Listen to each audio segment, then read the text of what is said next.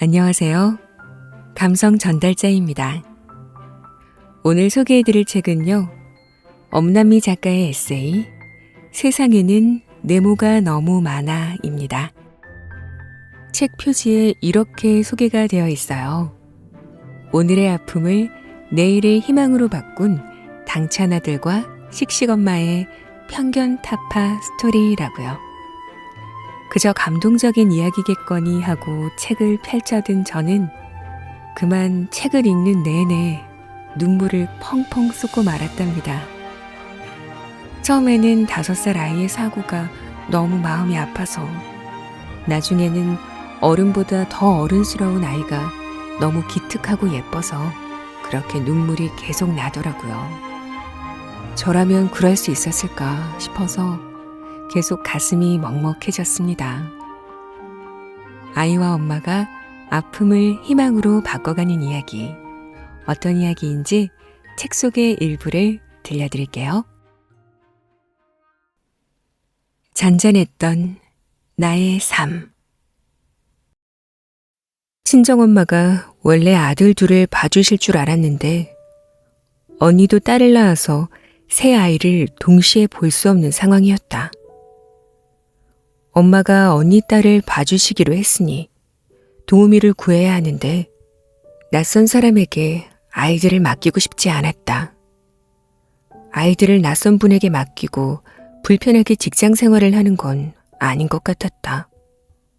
결국 스스로에게 최면을 걸듯 결정을 내려야 했다.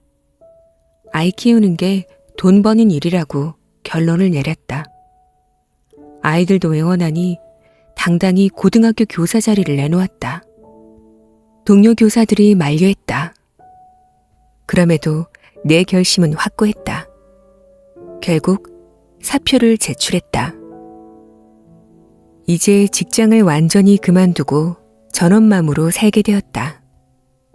아이들과 즐겁게 놀아주고 행복한 적도 많았지만 육아에 지쳐 애들한테 소리도 지르고 화도 많이 냈다.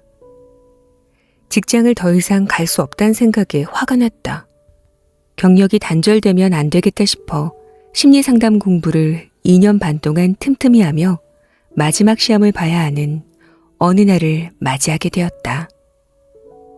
이렇게 잔잔했던 일상을 누리던 우리 가족의 삶이 순식간에 180도 변해버렸다. 끝이 없는 블랙홀로 떨어지는 사고가 난 것이다. 그날은 5살 둘째 아들이 유치원에서 놀이동산으로 체험학습을 가기로 한 날이었다.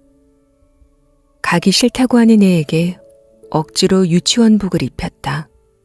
원복이 입기 싫다며 둘째가 투정을 부렸다. 아이를 빨리 유치원에 보내고 약속한 지인을 만나야 했다. 2011년 11월 10일. 그날은 대학 수학 능력 시험이 있었던 긴장되던 날이었다. 그래서 그날을 잊을 수가 없다. 아침부터 느낌이 별로 안 좋았다. 그냥 기분 탓이겠지라고 넘기기에도 좀 그랬다. 얼마 전에 꾼 꿈도 뒤숭숭했다. 며칠 전에 쓴 일기에도 뭔가 불안하다고 적었다. 잔잔했던 호수에 아주 큰 바위가 쿵 하고 떨어졌다. 아파트 일방 통행길에서 재활용 트럭이 짐을 싣고 있었다. 그런데 어느 순간 그 트럭이 후진을 하는 것이 아닌가. 자전거 뒷좌석 보조의자에 담요까지 덮어서 앉혀둔 둘째 아이. 갑자기 쿵 하는 소리가 들려왔다. 트럭이 천천히 가고 있던 우리 자전거를 깔아뭉갰다. 갑자기 내 몸은 중심을 잃었다. 빨리 자전거 운전대를 놓았다. 순식간에 뒤를 보았다. 우리 둘째가, 자전거 보조의자에 앉아있던 재혁이가 재활용품이 가득 실린 5톤 트럭 바퀴에 깔려있는 것이 아닌가. 그 바퀴가 한 번 더 아이의 허리를 밟고 앞으로 이동했다. 너무 놀랐다. 기절할 것만 같았다. 그 와중에 아이를 살려야겠다는 생각뿐이었다. 아, 미친 여자처럼 비명소리를 질러댔다. 하지만 목구멍 어딘가에서 소리가 맴돌 뿐이었다. 더 크게 질러지지가 않았다. 아이의 원복이 다 찢어졌다. 그 이후로 도대체 무슨 행동을 했는지 생각이 나질 않는다.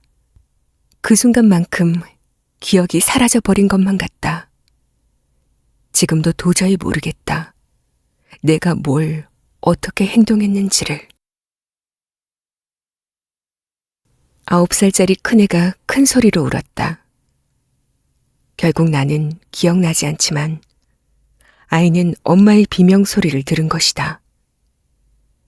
누군가가 벌써 119를 불러놓았다. 아이를 들것에 태워 구급대원들이 신속하게 움직였다.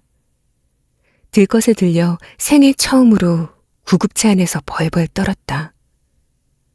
아이의 다리가 움푹 패여 뼈가 보였다. 출혈이 심했다. 구급대원들의 얼굴에서 상황이 아주 심각하다는 걸 느꼈다. 응급실에 내리자마자 바로 치료가 시작되었다. 담당 의사가 왔다. 전문의들이 교통사고 상황을 물었다. 상황은 아주 심각하게 돌아갔다. 오른쪽 다리를 봉합하는 시술이 시작되었다. 그런데 이상하다. 아이가 뼈가 훤히 보이는 다리를 봉합하는 시술을 하는데도 아프다는 소리를 안 한다. 분명 이건 뭔가 문제가 있다. 그렇게 혼자 아들을 보고 있는데 남편이 도착했다. 상황 설명을 듣고 아들을 보았다. 갑자기 남편이 한쪽 벽 구석으로 터벅터벅 걸어갔다. 고개를 돌리더니 눈물을 소리 없이 흘렸다.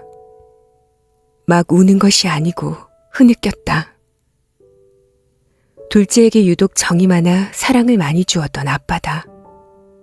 그 조그만 아들이 지금 피를 쏟으며 차가운 침대에 누워있다. 잔잔했던 우리 가족의 일상이 산산조각났다. 남자의 눈물을 처음 보았다.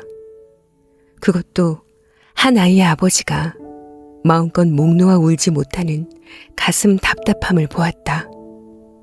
마음껏 울 수 없는 모습이 슬펐다. 그냥 흐느꼈다. 눈물이 차창에 빗방울 쏟아지듯 흘렀다. 가슴이 찢어지게 아팠다. 어느 가장의 눈물은 내 가슴을 가시처럼 찔렀다. 아이는 중환자실로 옮겨졌다. 혼자 이 청천벽력과 같은 상황을 견디고 있을 아이를 생각하니 목이 메었다. 많은 사람들이 나를 위로해 주려 애쓰고 있었다. 엄마가 강해져야 한다며 억지로라도 먹어야 한다고 했다. 하지만 아무 생각도 들지 않았다. 그냥 허공에 대고 기도만 했다. 부처님, 하나님, 세상의 모든 신이시여, 우리 아이를 제발 살려주세요. 중환자실의 5살 아이는 우리 아들밖에 없었다. 어른들만 누워 있었다. 왜 이런 일이 우리 아이에게? 원망과 슬픔이 다람쥐 쳇바퀴 돌듯 넘쳐나는 상황에서 다행히 아이는 고비를 넘겼다고 했다. 또다시 세상 모든 신들을 찾기 시작했다. 인생사 세옹지마라고 수많은 사람들이 말한다. 그 말이 무슨 의미인지 대충 알았으나 이 상황에 해당되는 것인지는 꿈에도 몰랐다. 앞으로 우리 아이에게 어떤 일이 일어날지는 알 수 없었다. 이런 일이 일어날 것이라고 조금도 생각하지 못했으니까. 다만 우리 부부는 서로를 다독이며 이런 말을 했다. 여보, 누가 물어보면 그냥 아이가 다쳤다고만 말합시다.